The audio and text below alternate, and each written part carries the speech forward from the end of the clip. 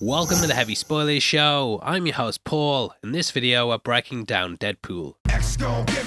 With the third film right around the corner, I thought we'd return to the original to talk about how it was made, the Easter eggs in it, and everything that brought us this comic book classic. Now Ryan Reynolds put in maximum effort in order to get it released, with it originally looking like it would never see the light of day. You see, the film had actually been in development since 2004, with David S. Goyer penning the script. Coming off the back of Blade Trinity, the pair had worked together to make, well, what was basically Deadpool light, but in a way, this helped to pave the way. This is why they thrown this line later, as it was supposed to be a nod to the roots of him getting the role. To have fun at your midnight showing of Blade 2. Artisan had signed a deal with Marvel just 4 years earlier, and they seemingly owned the rights to the character. Reynolds was down to do it, and thus the pair started putting it together, but they ran into a snag. Turned out that Fox owned the rights to the X-Men, and technically that encompassed Deadpool as well. Artisan never got to do it, but it piqued Fox's interest, and thus they started putting their own Deadpool plans together. This included XMen Origins Wolverine, which originally was going to have Reynolds as a cameo.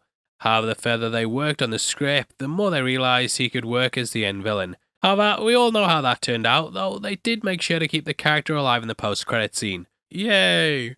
Now, even though it leaked heavily and got terrible reviews, the film still made bank in the opening weekend. Thus, a Deadpool movie was put into production with a script being worked out in 2010. Robert Rodriguez said he was down to direct, but he stepped down and was replaced by Tim Miller.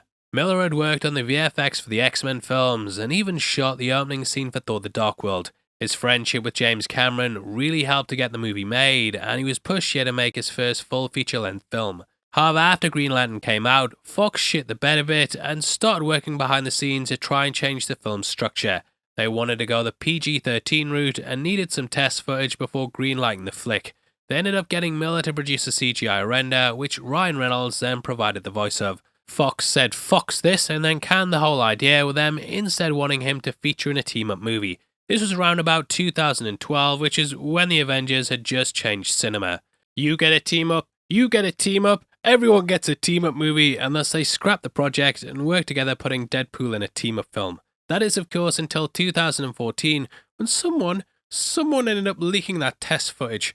Now, no one knows who this devil is, as so far the perpetrators have never came forward. Reynolds himself said he wished that he'd thought of that, as in the end, it's what helped get the movie made. We'll never know who did it, but Reynolds was clearly thankful of the handsome devil behind it. After getting showered with love from the fans, Fox begrudgingly decided to put it in production, and now that people had seen the test footage, it also meant that it was gonna be R-rated. Thus Reynolds got to make the movie he wanted, even though it did have a much smaller budget. That came in at just $58 million, after initially being $65. Fox apparently cut $7 million from the budget at the last minute, which forced their hand on a lot of different things. They ended up having to alter the script because of this, and they removed a motorbike chase between Deadpool and Francis. This cut down the film's action scenes to just the two, so they then reworked the script to tell things in a non-linear way. The final fight was also scaled down, which is why Wade forgets his bags of guns and ammo. God damn it! I'm gonna do this the old-fashioned way, with 2 swords and maximum effort. You can actually catch this bag in the car later on, with him leaving it in the front seat as he gets out. Either way, I think the scale back stuff works in the film, and they even poke fun at Fox for being cheap. It's a big house. It's funny that I only ever see 2 of you. It's almost like the studio couldn't afford another X-Men. This is because they wanted a Hugh Jackman cameo, but Fox said he's gonna cost too much. Now that was a bit of a dig. He's made you look a right knob. This was apparently Fox chairman James Giannopoulos' favourite line, which at least the guy knew how to take a joke. Now the film was shot with a working title Wham, with George Michael getting several references in the trilogy. At 30 minutes we see Wade saying his most prized possession's his Wham album, and Careless Whispers played throughout the film. Cut at the announcement of Deadpool 3, and we also had Wake Me Up Before You Go Go played as the music in the very first trailer. Now that takes us in the film itself, but now just a quick word from our sponsors. Hey, this video is sponsored by ZBiotics. Now, last time we advertised this brand, I told you a personal story about how I believed in them so much, I actually used my own money to go out and buy a big box because I really think this stuff works. I'm going out this Saturday with my mates, the both of them, really looking forward to it, but the first drink that I'm going to have is one of these little bad boys. That's because I'm getting a bit older, and to be honest, I don't bounce back the next morning exactly like how I used to. I can either have a great night or a great next day, but ZBiotics makes it so that isn't even a choice anymore. ZBiotics is a game-changing pre-alcohol probiotic drink that's the world's first genetically engineered probiotic. It was invented by PhD scientists to help you feel better the morning after drinking. Now here's how it works. When you drink, alcohol gets converted into a toxic byproduct in the gut. It's this byproduct, not dehydration, that leaves you feeling rough the next day. In advance, ZBiotics produces an enzyme and it helps to break this byproduct down. Just take my advice, make ZBiotics your first drink responsibly, and you'll have your best tomorrow. Like I said, I've bought this out my own money. You know, we get sent these for free, but I just thought that I had to have one myself because I really think it works. If you've got kids, or you want to go to the gym, or just get up out of bed, you know that drinking can often hold you back. So this really helps out, and you know, Valentine's Day is right around the corner, so make sure you pair that wine and chocolates with a bit of ZBiotics. Go to zbiotics.com/heavyspoilers or scan the QR code on screen right now. It'll give you 15% off your first order, so go to zbiotics.com/heavyspoilers and use the code heavyspoilers at checkout for 15% off. You can also sign up to their subscription service as well, so if you're planning on having a big 2024, then these guys have got you covered. ZBiotics is also backed with a 100% money back guarantee, so if for whatever reason you're unsatisfied, they're gonna refund you, no questions asked. Remember, head to zbiotics.com/heavyspoilers and use the code heavyspoilers at checkout for 15% off your first order. Thank you ZBiotics for sponsoring this video again. Really appreciate it and love you guys. Peace. Now if you're starting up the DVD, Blu-ray or 4K, then you're going to be hit with Chefpool ripping up a chimichanga that he then microwaves. This then explodes and takes us into some action scenes in the film. Just before the final battle, Deadpool says, Time to make the chimmy fucking chongas. which have become his favourite food in the franchise. However, Reynolds picked this purely because of the way it sounds, as in the comics, Deadpool prefers pancakes. And the movie opens with Angel of the Morning by Juice Newton, which was apparently the first thing they put into the script. That's according to IMDb Trivia, and it also talked about the names in the credits. These were apparently originally used as placeholders, but Tim Miller found it so funny that he just left it in. We see it's some douchebag's film, produced by asshats and starring God's perfect idiot. This is beside Ryan Reynolds' Sexiest Man Alive cover, which he got given by People magazine in 2010. We've then got a hot chick in Marina Baccaran, a British villain in Ed Skrein, a moody teenager for Negasonic, Stanley's gratuitous cameo, and then Colossus as the CGI character. We also have the real heroes being Rhett Reese and Paul Wernick, who put in maximum effort for the film to be written. It instantly lets you know the tone of the movie, and this intro is filled with lots of cool Easter eggs. Firstly, we pull out to see the guy Deadpool later burns with a cigarette lighter, and originally he was going to make a joke about him being Bullseye. That was in a nod to Daredevil, but we'll talk about the complicated rights issues in a bit. From here we go to a coffee cup with the name Rob L on it, which is a nod to Deadpool creator Rob Liefeld.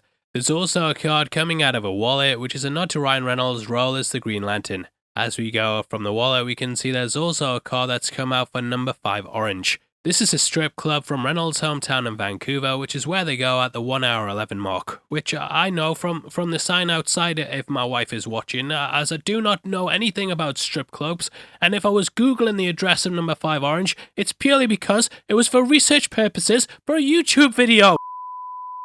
There's also a Hello Kitty lip balm, and Deadpool did a tie-in with Hello Kitty to sell Hello Kitty backpacks. The Hello Kitty backpack's what he loads up with the guns at the end, and this is what he leaves behind in the taxi. Now we then see Wade teabagging, poking someone in the eye, and lastly wedging someone before cutting to a bigger freeway shot. Here we can see an X on the skyscraper before we then cut to a drawing, which we later see him sketching on the bridge. However, there it says, "Hi, I'm Francis," whereas here it says, "Hi, I'm Deadpool," to introduce the character. This sequence is built off the back of the short film Carousel, which was created by Adam Berg in 2009. Berg was apparently a frontrunner to direct this film, and though he didn't get it, they kept this sequence in. Now from here we cut to a cabin meet Dopinder, which Reynolds said was named after a kid that he went to school with. He said that he sadly got struck by lightning, and that the character was named as a tribute to him. He told this at a Google talk, and it was met with some nervous laughter, to which Reynolds said, "I'm sure that was more information than you ever wanted to know. Really random story, but it acts as a tribute to him, with Dopinder's taxi appearing throughout the film. The sign on the top says, 'Need a hero,' and we also learn that his cousin's stuffed in the boot. Not a boot itself. You see, kids, in England, we sometimes call the trunk the boot, but that's more information than you ever wanted to know, but Reynolds provided the muffled cries that we hear coming out from it. Deadpool also introduces himself as Dopinder. Pool. Dead. which is likely riffing off how James Bond always reverses his name order when he's introducing himself. In the taxi, Deadpool constantly mentions Christmas. Merry Christmas. And this is a carryover from an earlier version of the movie. Why the fancy red suit, Mr. Poole? Oh, that's because it's Christmas Day, Dopinder. And I'm after someone on my naughty list. Ajax, or rather Francis, he was going to be getting released from the Raft on Christmas Day. Let's just say, it's beginning to look a lot like Christmas. Later on in the montage, when he hunts him down, we had a deleted scene where he was like a kid counting down the days to Christmas. The Raft was too shown to us in a deleted scene, but they had an issue getting the rights to it. The Raft, of course, also appeared in Civil War, which Marvel released in 2016. Thus, they didn't want to risk the lawsuit the Disney snipers, which happened with a number of other things. That included Bob, who we meet around the hour 30 mark. Bob? Wait. Bob here is a nod to Bob, Agent of Hydra, who's a side character that appears throughout Deadpool comics. However, they had to remove the Hydra element in case it caused a potential lawsuit with the studio. This was also seen in Deadpool's mask as well, with there being a joke about how it was an inside-out Spider-Man one. Lastly, though the finale seems to feature a helicarrier, they spent time making sure it was altered enough to not cause issues. They also wanted a cameo with Nicholas Hoult, which was going to build off the back of this line. Tell Beast to stop shitting on my lawn, and you! We were then going to cut to Hoult dropping a steaming pile of shit in his garden, but unfortunately Hoult didn't have the schedule to allow it. After meeting Ajax at the airport, we watch as he heads out in his convoy, which Deadpool later intercepts on the freeway. Ed Skrein said he based this on Roy Batty from Blade Runner, with him also adding in a touch of real-life serial killer Harold Shipman. Jumping over to that, this scene is obviously a recreation of the test footage they put together. They redid it from the ground up though, and altered a couple of things, again due to all the rights. Originally Deadpool was playing Hollaback Girl by Gwen Stefani, but this was then changed to Salt and Pepper Shoop. Fox requested that the song got used, but apparently there was a hold up with the rights team. Pep called Salt and they were apparently pissed because Deadpool's their favourite superhero. Eventually it cleared though, with their kids' minds being blown when they saw Ryan rapping it on the bridge. Here he says, "Whose balls did I have to fondle to get my very own movie? I can't tell you, but it does rhyme with Pulverine." This is our first nod to Hubert Jackman, and behind the scenes he apparently used his name in the franchise to help this get greenlit. The pair are of course great mates, and yeah, can't wait to see them in their third film together. As we cut to the bridge, we can see a sign that says O'Rourke Road and Birdie Parkway, with the first being a reference to Thomas O'Rourke, who worked on the visual effects. As Ajax drives on the motorbike right after this, pay attention because you can see him pass a sign that says Liefeld Street and Kelly Way, with the first obviously being his creator and the second being a nod to writer Joe Kelly, who worked on the book in '97. We then see Ajax passing under signs on a bridge. Ditko can be seen here in a nod to the legendary artist Steve Ditko, who is of course one of the forefathers of Marvel. Next to that, we can also see McGuinness and Wernick, with McGuinness being an artist, whereas Wernick is a screenwriter. He helped produce this film, and we then get this line, "Rich Corinthian leather," which is a nod to this. Request nothing beyond the thickly cushioned luxury of seats available even in soft Corinthian leather. Now, as Deadpool's head is smashed like the like button, we also get a sample of the 1966 Batman show. As he kicks the guy out, we can also see Silver Avon Grayson Circle, which I'm not too sure on, though the latter might be a nod to Dick Grayson. I don't know why it would be that, but it's nice having to pause the film every 2 seconds to read this stuff, and thank God I didn't make my parents proud by getting an actual job. Anyway, we then cut to the opening credits played out at normal speed, with Deadpool taking down the bad guys. As one of the guys is beheaded, we can see a sign that says Shaham Road, which is a nod to Tamar Shaham, who worked on the visual effects. There's Swagger Drive and Tristan Ave, but I can't find anyone for them, and I'm not that smart, so if you know, then drop it below. Cut to the final street sign shot, and we can see Parker, which is a nod to Peter Parker, and lastly Nicocesa, the latter of which is Fabian Nicocesa, who wrote the first Deadpool solo series in 1993. Whew! That also just happens to be the year Shoot was released, and as I've been saying, it's all connected. Now if you want to support the channel, we're selling It's All Connected t-shirts right below the video. We also got our Theory Time stuff, House of Dragon and more, and huge thank you to everyone who picks one up. Jumping across to the X-Mansion, we get a returning location from the franchise that we often get to hang out at when it's not getting blown up every other film. This of course appeared in the original X-Men films and was later used in the DC show Arrow. We see the sign for the address outside of it, which I believe was repurposed from the original X-Men film. Inside we can catch Colossus eating cereal, and this is a location that showed up in X2. This is where Wolverine and Iceman hung out, which then led into the attack by William Stryker. This attack then led into Colossus Upstairs, which was his first live-action appearance in his metal form. Here we also meet Negasonic Teenage Warhead, who was named after a song by Monster Magnet. She was originally going to be the character Cannonball, but they switched it off because they liked her name better. What the shit? That's the coolest name ever! Now for the film, they ended up changing her abilities, with her originally being a telepath. However, the writers thought that didn't fit with the name, so instead switched things up and gave her the explosive powers. At about 37 minutes, Deadpool asks if she's a sidekick, but instead they say she's a trainee. So what? You're like, his sidekick? No, trainee. This was apparently because Stanley hated sidekicks, so Marvel movies had a mandate to steer clear of using that. On the bridge, we then see him shooting people as he counts down the bullets. Lying down, they used a similar pose of him on a bearskin rug for lots of the movie's promotion. This in itself is a nod to Hubert Reynolds, who did a nude photo shoot on top of one. Killing the henchman, he then switches to slicing people up with his katanas in order to take down a mutant that survives the headshot. This is Ryan Reynolds' stunt double from Blade Trinity, which is a nice way to pay him back for being in that movie. Now, these swords are put into his back to be in an X formation, and the name both being Arthur. This is a nod to Golden Girls star B. Arthur, who Deadpool was a big fan of in the comics. In the next scene, we catch him dealing with a pizza guy and also sees wearing a t-shirt with her face on the front. According to Reynolds, the rights to that cost $10,000, but in the end, it was donated to charity. After getting shot in the butthole, we then get what's one of my favourite cuts in cinema history. Up there with the Bone to Satellite shot in 2001, and we cut from the butt shot into another butt. Shout out to Canadian lad for pointing out, you can actually catch the guy who shot Deadpool sneaking up in the wing mirror of the car, which is such a cool detail. This takes us into the pizza scene, and the boxes have the words Feige's famous in a nod to Kevin Feige. This pizza scene was put in as a direct nod to issue 10 of the 2008 run, with the dialogue and shot composition being almost identical. I love how we then jumped him in the street with sunglasses, showing that he stole them from the guy in the prior scene. Turns out he's protecting a girl named Megan, which shows he's a bad guy, but he's got a heart of gold. Probably always subscribes, and the YouTubers he subscribes to, they love him so much, they give him discounts even when they're buying Blu-rays.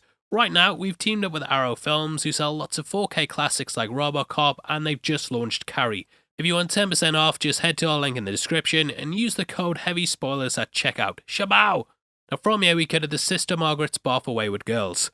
This mercenary bar is a play off Xavier's School for Gifted Youngsters, with it also containing a cameo from creator Rob Liefeld. We then get these lines at the bar playing off XMen Origins, which in itself was a reference to Full Metal Jacket. It's traveling to exotic places, Baghdad, Mogadishu, Jacksonville, meeting new and exciting people. All I ever wanted was to travel the world, exotic places, meet new and exciting people. And then kill them. Killing them. Yeah, I've seen your Instagram. So I wanted to see exotic Vietnam, the jewel of Southeast Asia. I wanted to meet interesting and stimulating people of an ancient culture and kill them. After starting a bar fight by buying Buck a quote-unquote blowjob from another dude, we see a Deadpool on the wall. This has got the names of the following on it: Bill Cosby, Charlie Sheen, Kanye West, Wade Wilson, Vladimir Putin, Jay Booth, Ryan Reynolds, TJ Miller, obviously very fourth wall breaking there, Lindsay Lohan, Miley Cyrus, K-Rock, Mike Tyson, Jay Nelson, Lil Wayne, Shia LaBeouf, Ned Beatty, Rob Liefeld, Ozzy Osbourne, and Amanda Bynes. Struggling to read that with my bad eyesight, and originally Amy Winehouse's name was going to be on this board, and there was going to be a running joke throughout the entire movie.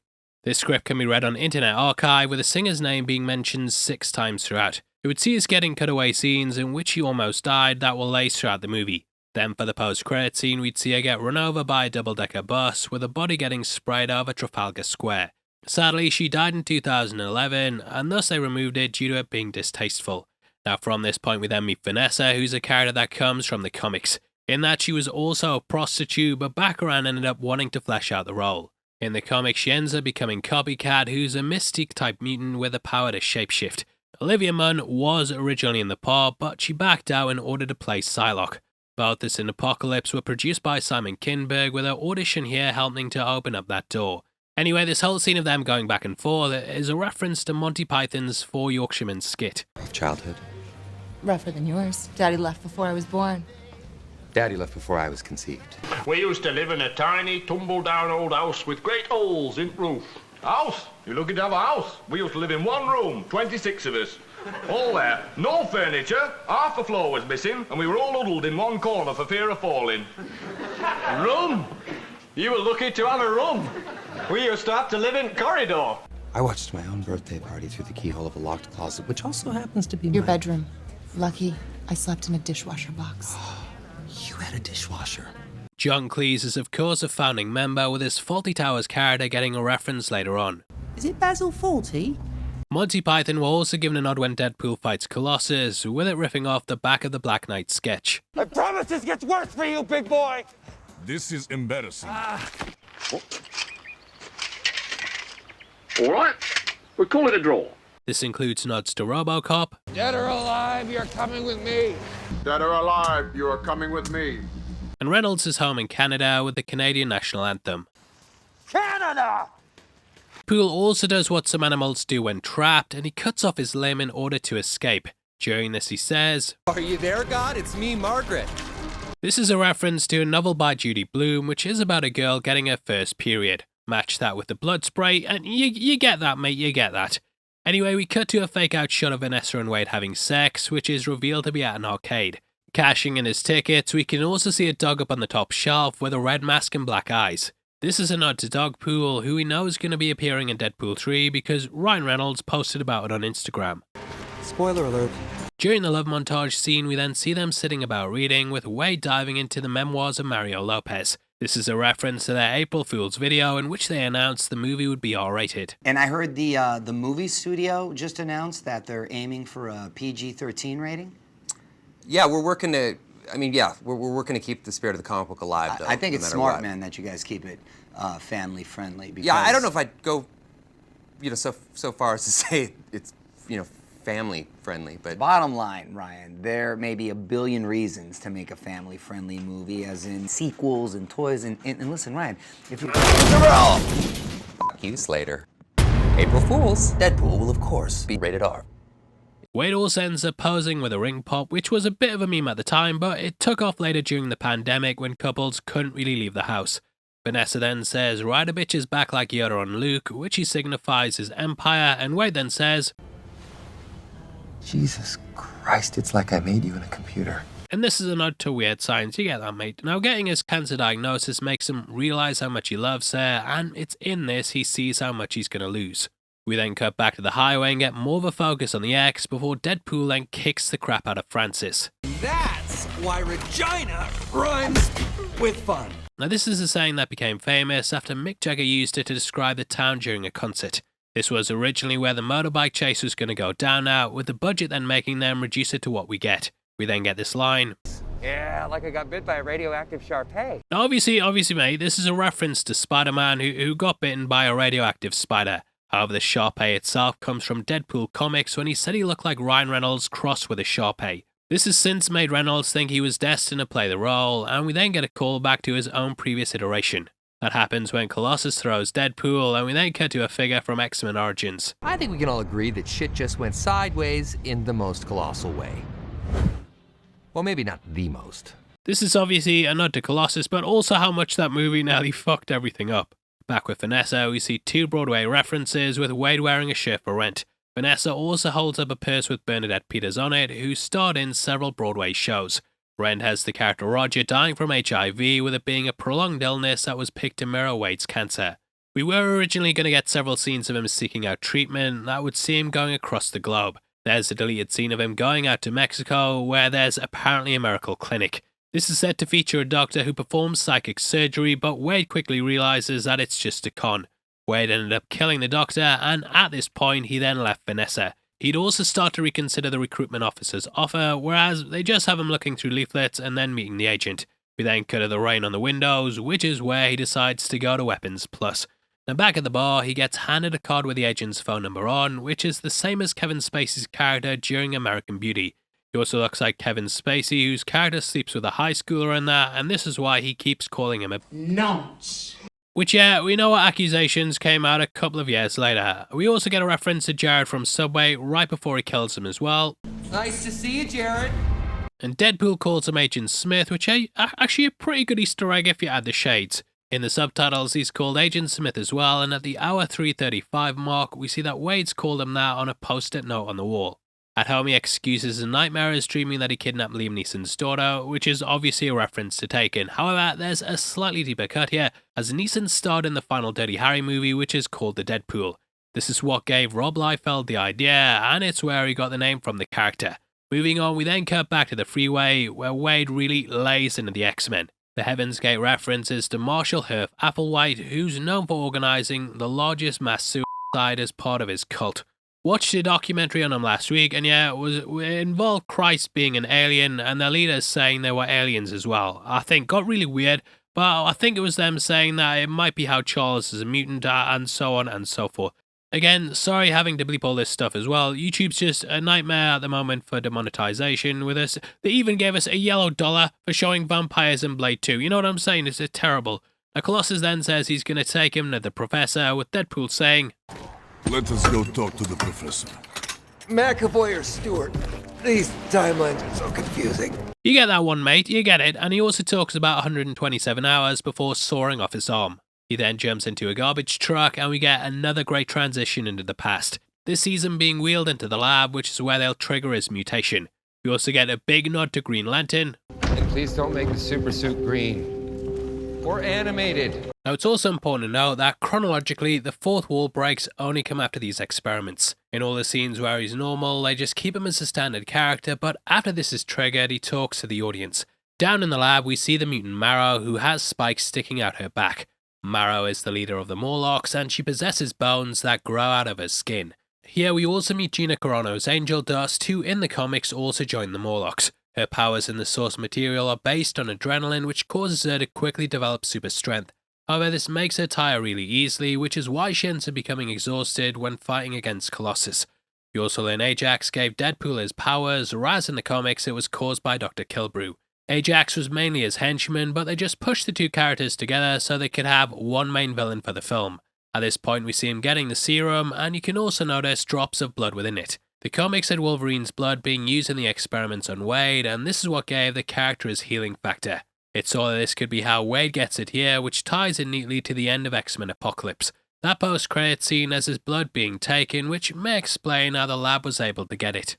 The blood was of course also used for Logan, with it being how they made X-23. Maybe I'm doing a bit too much for Fox though, because let's be honest, them Fox never cared about continuity, but they just trying to draw stuff together here. Ajax then makes a joke about sewing his mouth shut.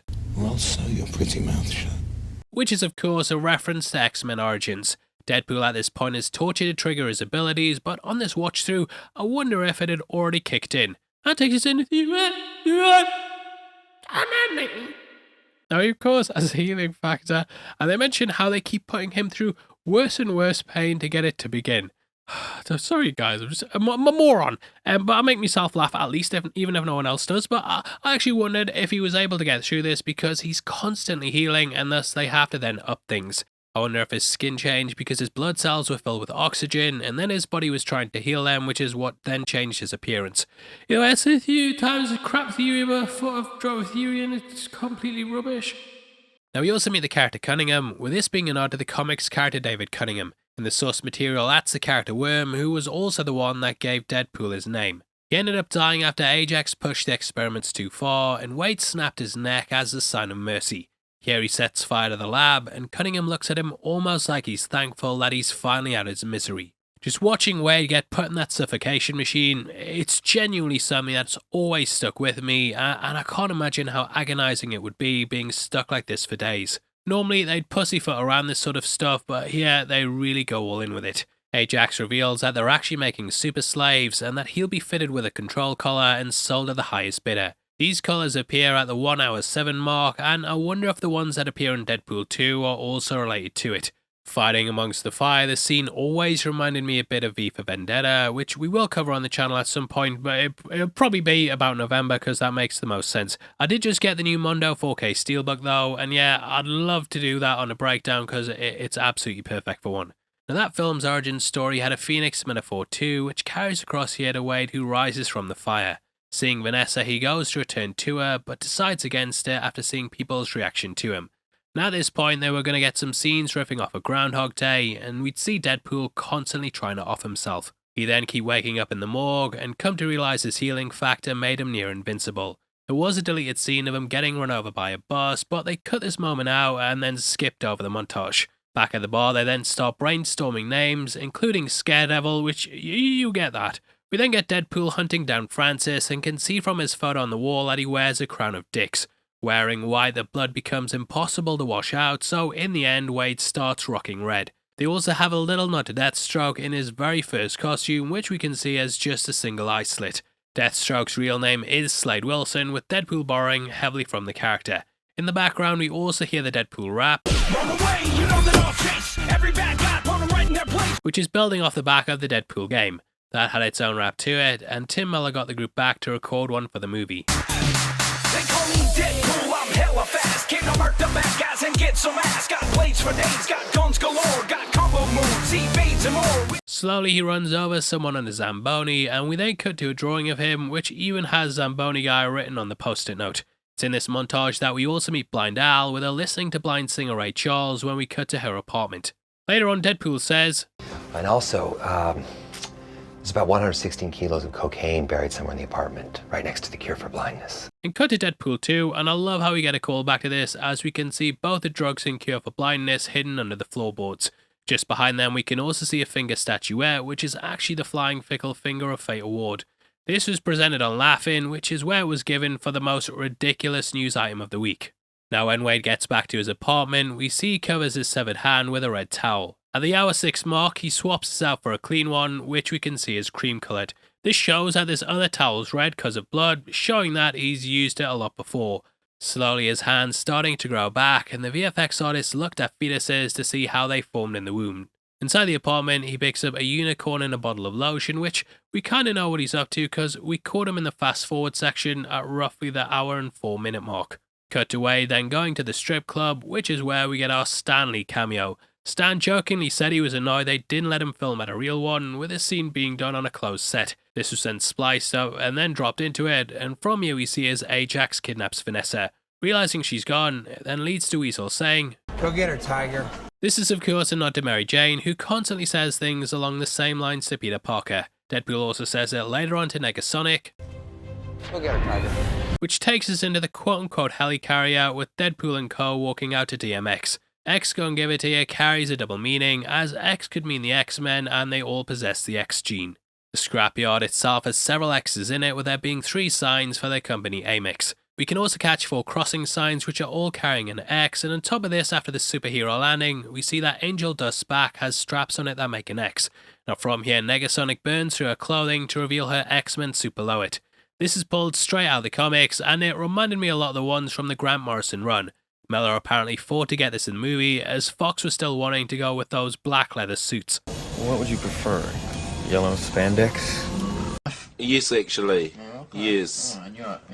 I love this action scene with the superhero landings, him spelling out Francis, and also using Negasonic to push him up to the helicarrier. Leads to a big fight, and at this point Deadpool battles Francis, while Vanessa is put in the Suffocation Machine. On the ground, Negasonic and Colossus take out Angel Dust, and after causing the carrier to crash, Deadpool kills Francis. What I love is that this is with the gun he got from Blind Al, which in that scene he almost didn't take.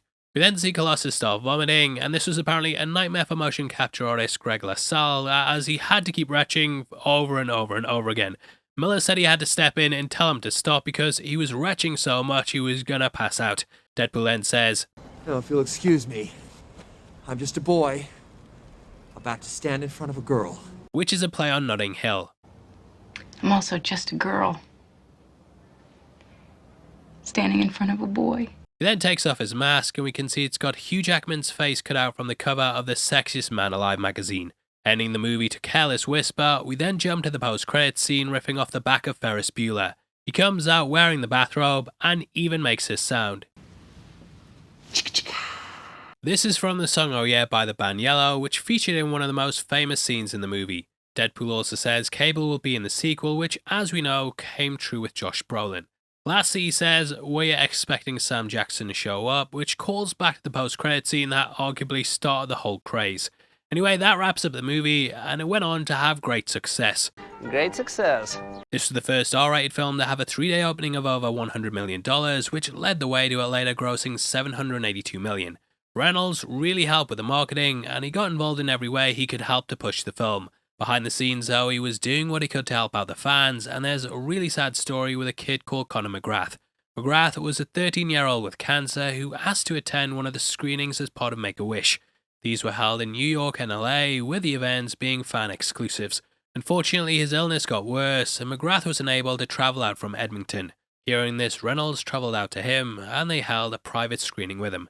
Sadly, Conor passed away not long after, but I can imagine this really made those dark times have a bit of light to them. Hopefully you've also enjoyed this breakdown, and look, I'm not saying we're as nice as that obviously mate, but it's hard to segue from something so kind, but I hope you've had a good time watching this, and huge thank you for all you guys' support. You may have also seen that we're putting out some community posts where we talk about all the big content that we're now dropping for members. We're sort of shifting over to doing older films, so there's not a big rush to get videos out day one, and because of that we're dropping stuff earlier for members, which means you can get to see all our classic movie breakdowns before anybody else. It's a sort of give what you can thing where we're just asking for 99 cents a month if you want to donate, and for that you'll get early access to all our audio versions and then the fully edited ones once they release. That's just $11.88 a year, and it makes a huge difference to the channel and just helps us out so much. Thank you from the bottom of my heart to everyone who's already doing it, and we'll of course be back with Deadpool 2 very soon. I'm also in the middle of doing The Wicker Man, so keep an eye out for that on the channel, but we're having a bit of copyright issues with Studio Canal, so hopefully it won't be too long. If you want something else to watch, there's also a big breakdown on the screen right now, so head over there right after this. But out of the way, huge thank you for watching this. I've been Paul, you've been the best, I'll see you next time. Take care, peace.